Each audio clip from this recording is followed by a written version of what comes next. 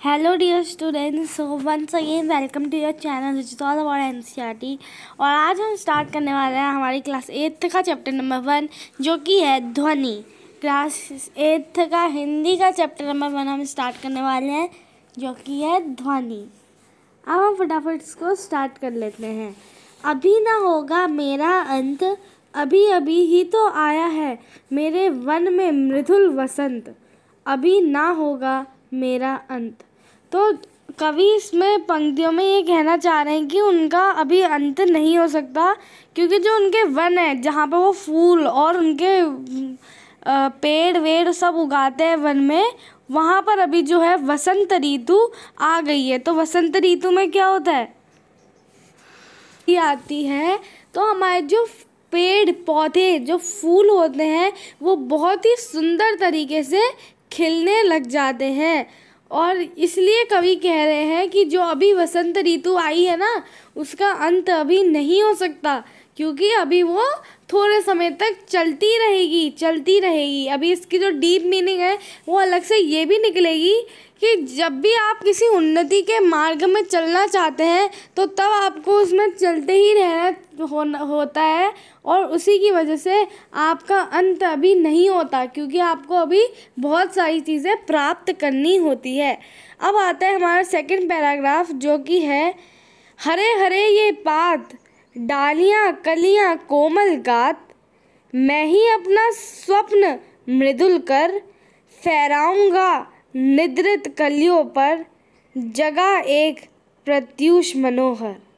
तो ये आपकी नेक्स्ट पैराग्राफ है। हरे हरे ये पात, यानी कि जो के कवि ने अभी आपसे कहा कि उनकी वसंत ऋतु अभी अभी आई है और जो उनके वन में पेड़ पौधे हैं वो बहुत ही अच्छी और सुंदर तरीके से खिल रहे हैं। और अभी वसंत ऋतु का अंत इतनी जल्दी नहीं हो रहा, क्योंकि अभी वसंत ऋतु को पेड़ों को पुष्पित करना है, पेड़ों में फल लाने हैं, और इसलिए वसंत ऋतु अभी भी चल रही है। उसी प्रकार यहाँ पर ये है, मैंने उसकी आपको डीप मीनिंग भी ये समझाई थी कि अभी आपको बहुत सारी उन्नति प्राप्त करनी है, तो अभी आपका अंत नहीं हो सकता। ये इस पैराग्राफ में आपके जो कवि हैं वो कहना चाह रहे हैं।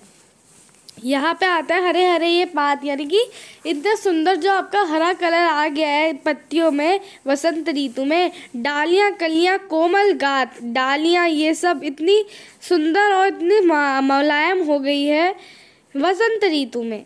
मैं ही अपना स्वप्न मृदुल कर, जो कवि हैं अपना स्वप्न, जो अपना अच्छा हाथ है, अपने जो सपने में वो देखते हैं वही सपनों वाला कोमल हाथ वो किस में फहराएंगे, कलियों पर फहराएंगे। उन्होंने लिखा है ना, फहराऊंगा निद्रित कलियों पर, जगह एक प्रत्यूष मनोहर। प्रत्यूष मतलब क्या होता है, सुबह दिखाना, एकदम प्रातः दिखाना।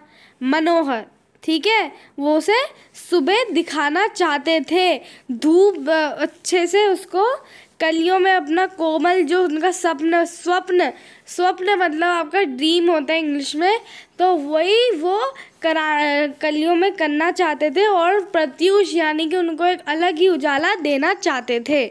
किसको, जो उसकी कलियां हैं, ठीक है। तो अब इसकी जो डीप मीनिंग ये निकलती है कि क्या होता है कि जब कोई आलस से भरा व्यक्ति पूरा सोया है अच्छे से, लेकिन जब हम उसे सुबह उठा रहे हैं और जब हम उसे अच्छे से क्या कहते हैं उठा रहे हैं, तो तब भी वो उठ नहीं रहा है। लेकिन जो कवि कहना चाह रहे हैं, कवि ये कहना चाह रहे हैं कि मैं उसको उठाकर अपना कोमल हाथ रखकर उसको बार बार उठाकर मैं क्या दिखाना चाहता हूँ, मैं उसको प्रातः दिखाना चाहता हूँ कि अब उसे यह आलस छोड़ देना चाहिए। ये कवि इस वाली पंक्तियों में कह रहे हैं। अब आ जाते हैं हम यहाँ पे, पुष्प पुष्प से तंद्रालस लालसा खींच लूंगा मैं, पुष्प पुष्प से तंद्रालस लालसा खींच लूंगा मैं, अपने नव जीवन का अमृत सहर्ष सींच दूंगा मैं। ये आपकी पंक्तियां हैं और ये क्या कह रही हैं, पुष्प में जो फूल खिले हैं उनके वन में, वैसे इन्होंने जो पूरा वर्णन किया है ये वसंत ऋतु में ही किया है। वो वसंत ऋतु के माध्यम से आपको जो डीप मीनिंग समझा रहे हैं वो हमारी इस कविता ध्वनि में आपको बताई गई है। तो पुष्प, पुष्प से तंद्रालस, तंद्रालस का अर्थ क्या होता है? अर्थ क्या होगा? नींद से ललसाया हुआ। क्या होगा? नींद से हुआ, अलसाया हुआ। जो आपका फूल है नींद से अलसाया हुआ, उसकी जो लालसा है, उसकी जो पाने की इच्छा है वो मैं खींच लूँगा। और फिर क्या कह रहे हैं वो? अपने नव जीवन में, नव यानी कि नए जीवन में, अमृत। अमृत क्या होता है? अमृत आपकी ऐसी चीज़ होती है जिसको पी के आप अमर हो जाते हैं। तो अमृत सहर्ष सींच दूंगा मैं, यानी कि मैं इतना उन्नति प्राप्त करूँगा कि मेरा फिर अंत नहीं हो सकता। द्वार दिखा दूंगा फिर उनको। तो मैं इसका आपको एक बार डीप मीनिंग समझा देती हूँ जो पुष्प, पुष्प से तंद्रालस वाला है।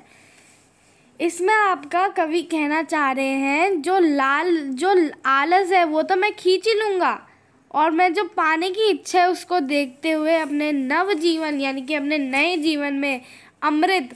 अमृत क्या होता है आपका? एक ऐसी चीज़ होती है जिसको पी के आप अमर हो जाते हैं।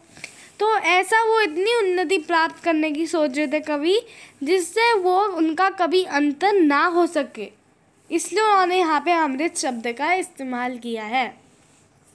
फिर यहाँ पे है द्वार दिखा दूंगा फिर उनको, द्वार दिखा दूंगा फिर उनको, है मेरे वह जहाँ अनंत, अभी ना होगा मेरा अंत। ठीक है, द्वार मतलब क्या हो गया आपका? इसे दिखा दूंगा, द्वार का यहाँ पे मतलब है उनको दिखा दूंगा मैं कि जो मेरे अनंत, अनंत यानी कि जिसका अंत कभी ना हो, अमृत पी के जो उन्नति उन्होंने प्राप्त कर ली थी उससे उनका अंत कभी नहीं होने वाला था। इसलिए वो कहते हैं इतनी उन्नति वो प्राप्त करने वाले हैं। जो कवि हैं वो आपको भी यही समझा रहे हैं कि आपको इतनी उन्नति प्राप्त करनी है कि आपका कभी आप अनंत रह जाएं और आपका कभी भी अंत ना हो।